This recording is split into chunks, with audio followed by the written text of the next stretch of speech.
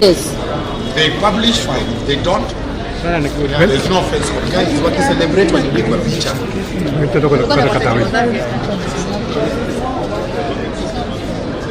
These guys, we are left. Tajua si kazuri, kinachomeka mbaya.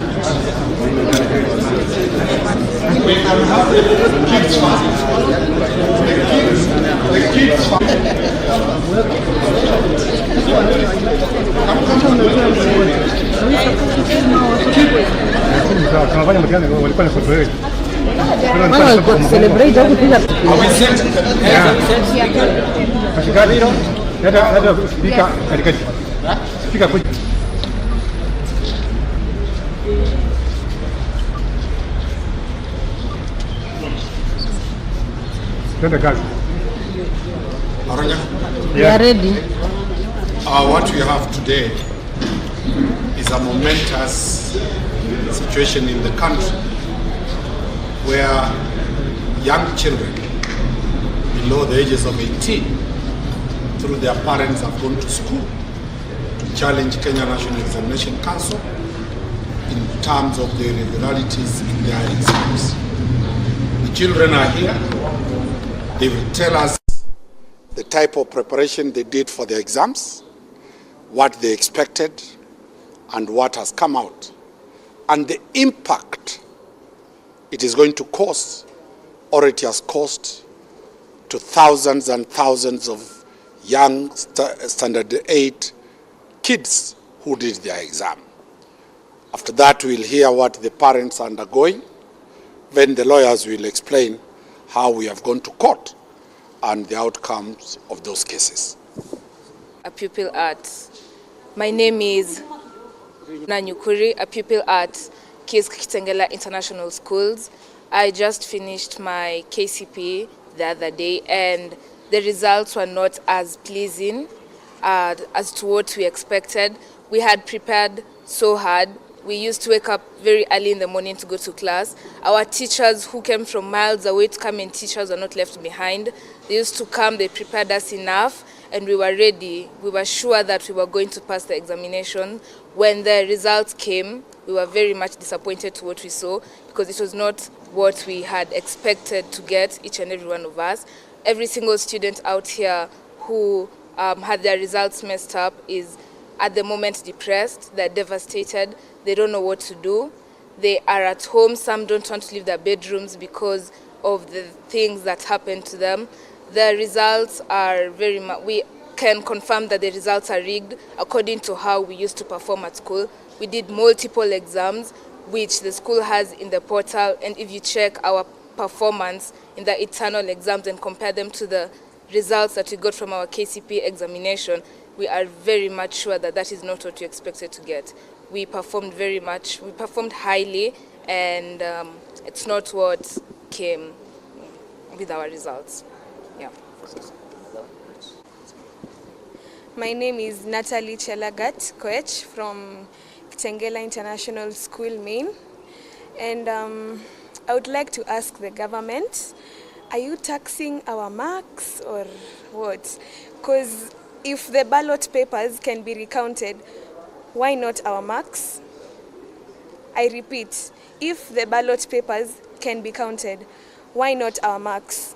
Cabinet Secretary of Education, Professor Machogu, I would ask you to please remark our papers or just recount our marks, because our performance is not reflecting what how we have been performing.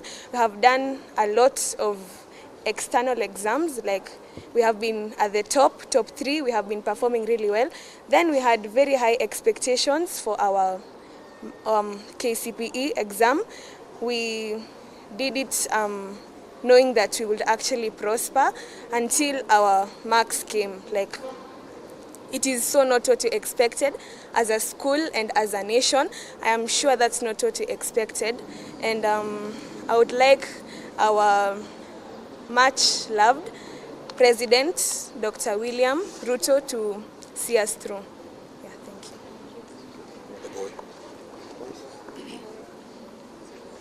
Kcpe International School at Syokimau. Recently we had finished our Kcpe examination. We had really prepared.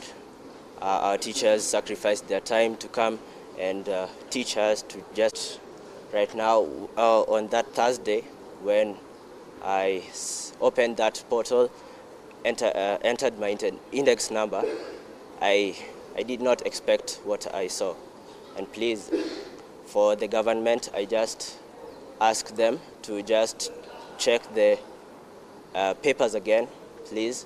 We just ask to just check and just remark, because right now we are just devastated, we are just depressed, because this will also put us down, and it will, and even the schools we had chosen, we had selected, we are unlikely to get them because of the results we received. Please, the government, we just urge you to just help us and change those results. Thank you.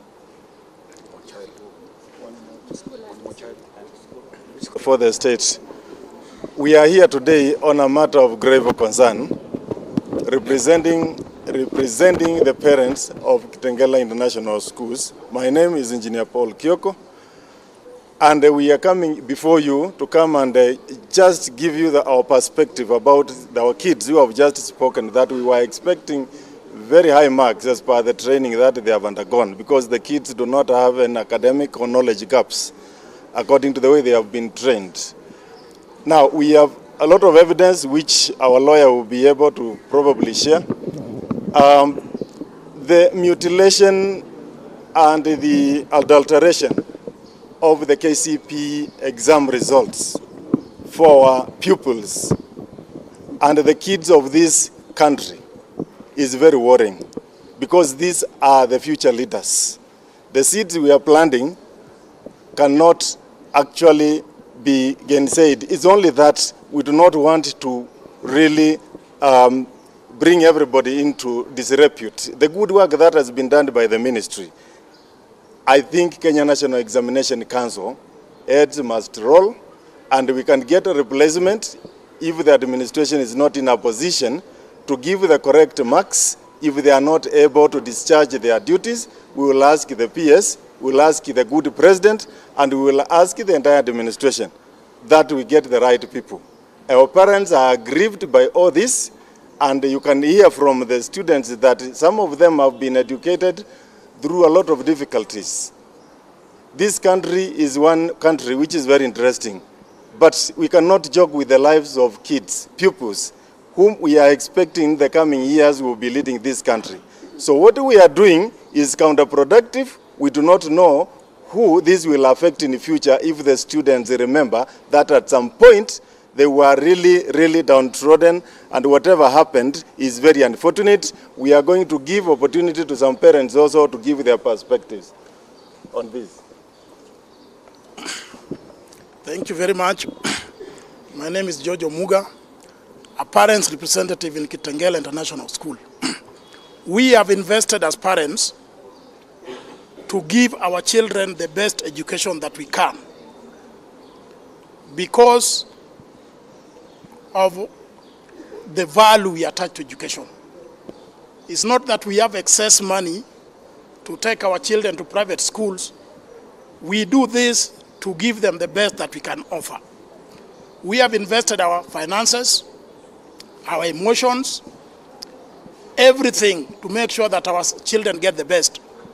Then when it comes to the results, we are given results that does not reflect the abilities and the capacities of our children. We as parents, we know the capacity and the abilities of our children. We have worked with the children since they were born, since they started school. We know what they were capable of doing.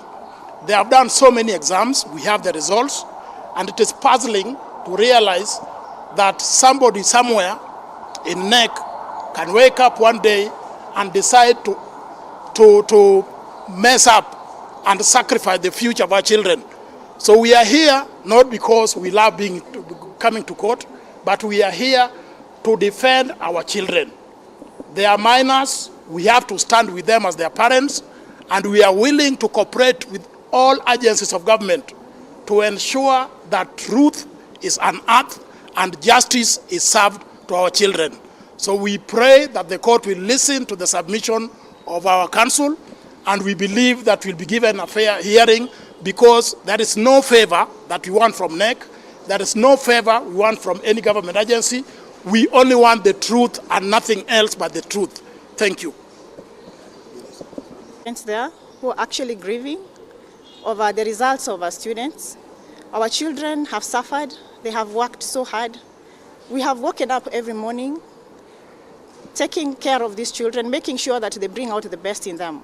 And it's so frustrating. It's actually a stab in our hearts to stand here trying to fight for the rights of our children. It's very unfair that a body can actually kill the future of our children. These are parents also seated in that body. But whatever that would have happened, we beg that justice is done. We actually saying, as my other parents have said, we don't want favors. We want justice for our children, the true mark, the true reflection of the abilities of our children. It's so hurting when the mother sits and looks at her child not eat, waking up every morning, crying because she was not given justice. It's so painful. We just want justice. Pointing to see that we are at this point, that we have to come to court to ensure that the examination council can be held accountable. They should not behave in a way that they cannot be questioned or audited. We know these students have worked so hard. They've put their best effort forward. We know very well what is the capability and the ability of each student. For them to get this kind of result is really disappointing for the parents with the heavy investment that they've made. We are here to push the examination council. The hurried nature in which you are releasing the result is not a reflection of your competence. You can wait a little longer to correct all the errors that you have made. In that case, you need to realize that your actions will affect the lives of these students. So we are urging you to stop the selection that is ongoing, review the results, and listen to all the complaints. Thank you very much. These children have a right. They have a right to a paramount, they have that which we call a paramount interest, which must be protected by the law. This is to mean that if these children, if one of them is deserving of going to the school that I went to, Maseno School, then this child should not be given a chance at another school where they do not deserve to be there. Conversely, if there is a child who has been given or awarded more marks than they deserve, they should not be given an opportunity at Maseno School, because this child is going to be confused for the rest of their life. So what we ask with humility is that we want an equitable and an accountable process, so that if a child has scored highly, let them be awarded the marks that they have gotten. If a child has not scored highly, if a child did not prepare, let them be given the marks that they want, the marks that they deserve, so that we do not have a society where we have children who are given what they do not deserve, and we have children who miss out on the opportunities that they deserve. I think that should be all from me for now. I'm going to pave the floor to my senior, Mr. Danston Omar. What we have here is worse than what is happening with the floods in this country.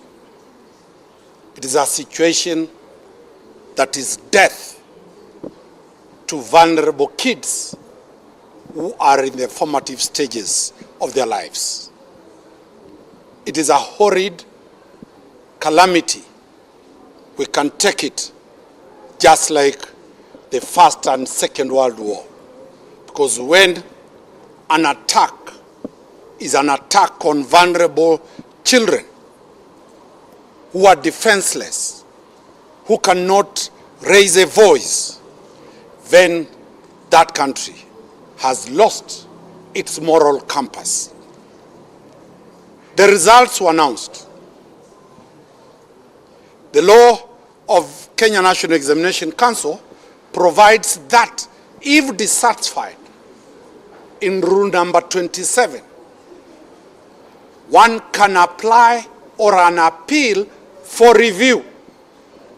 Kenya National Examination Council, by law, has 90 days to make a decision. So, If the review was done on Friday, the application for appeal, the Examination Council will release the decision around March. Selection started today.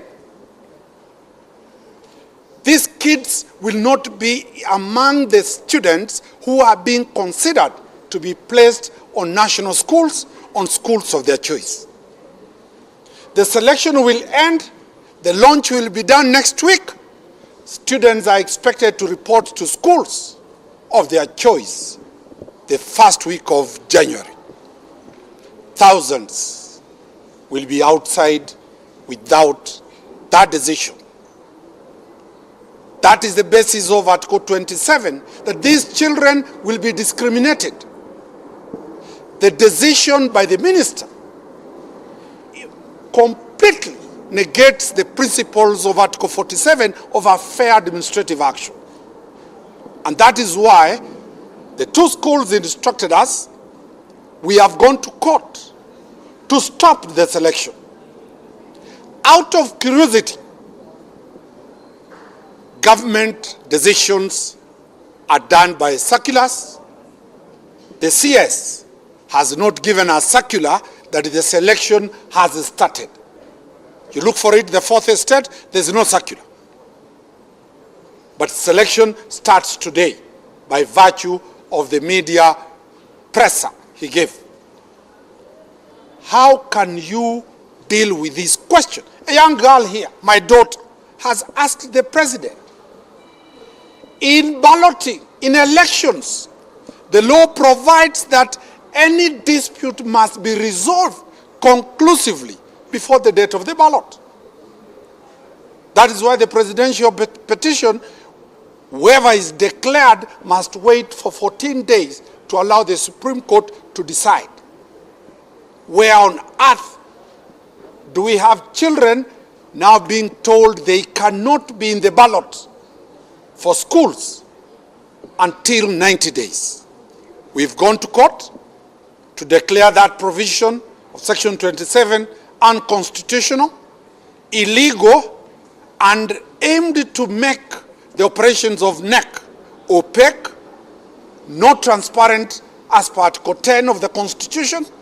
And we are seeking justice, not only for the kids in these two schools, but the thousands and thousands of children in this country who are being faced completely with career destruction.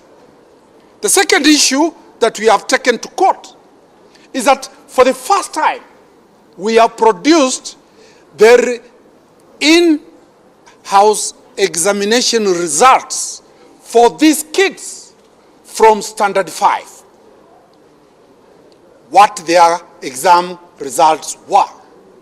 Standard 6, Standard 7, and the mock results of Standard 8. Remember, these schools do joint exams. Kitengela did a joint exam with 7 other schools. The schools, the students were ranked from number 1 to number last out of those 7 schools. The kids of Kitengela were among the students who got more than 400 marks. Our numbers are over 100. But the results of Knec, none. These kids have 200 marks, 300 marks. The kids in the other schools who are below 100, who didn't get 400 marks, their results now from Knec they have marks of 400 and above.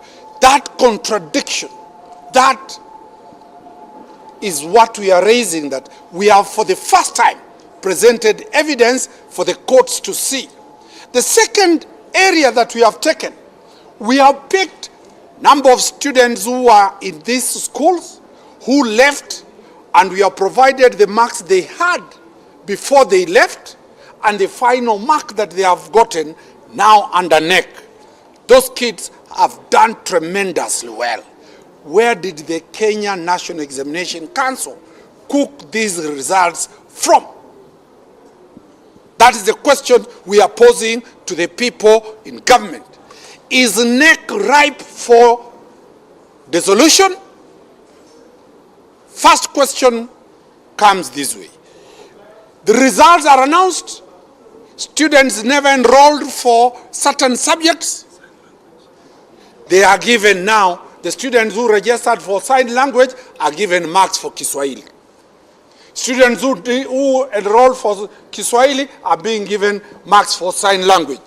Then Knec wants everybody to be an idiot to believe that that was a simple error.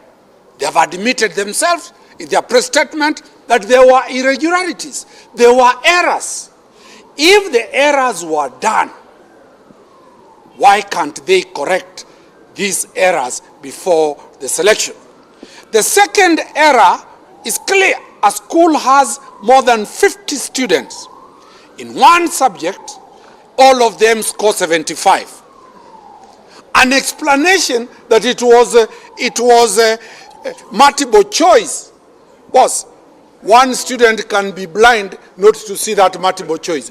That error cannot be explained by anybody, that students can have 1 mark. Third, look at the speed at which the examination council released these results. How fast? We don't know. Is there a calculated move?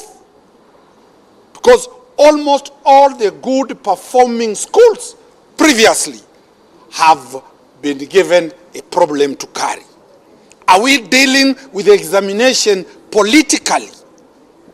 Or are we dealing with the examination with objectivity? We urge the government to keep politics out of exams of our children. These children don't belong to any party. They don't vote. They have no elector's card. They are only after eating kunywa maziwa na wafanye mtihani. We will stand firm to challenge this, and we expect the courts to give directions any time from now. As we have said, we have filed 2 cases on behalf of 2 different schools, and it is a representation that we are likely to have an avalanche of cases being filed by close of business tomorrow countrywide.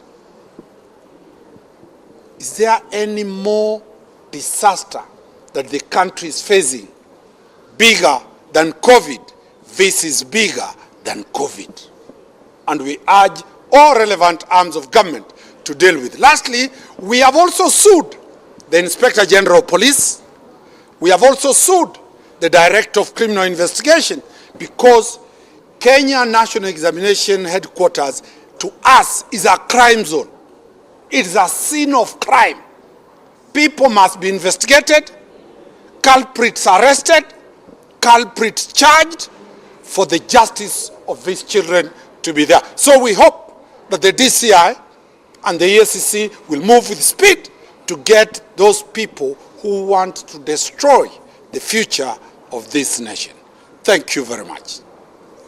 Are calling for is a review, in the layman's language, is a remarking of these exams and the stoppage of selection to secondary schools until the results are out before selection is done. That's the right position. From certain quarters to smear certain schools and uplift others from the look of things. The tech, you get it right, that there is an orchestrated corrupt action arranged in a manner to destroy schools that have been performing very well and elevate new schools that will also take that place. We are saying performance is not supposed to be politicized. Performance of students is about how prepared the students are. You have heard the teacher here say the type of preparation they did, and therefore we want completely removal of politics,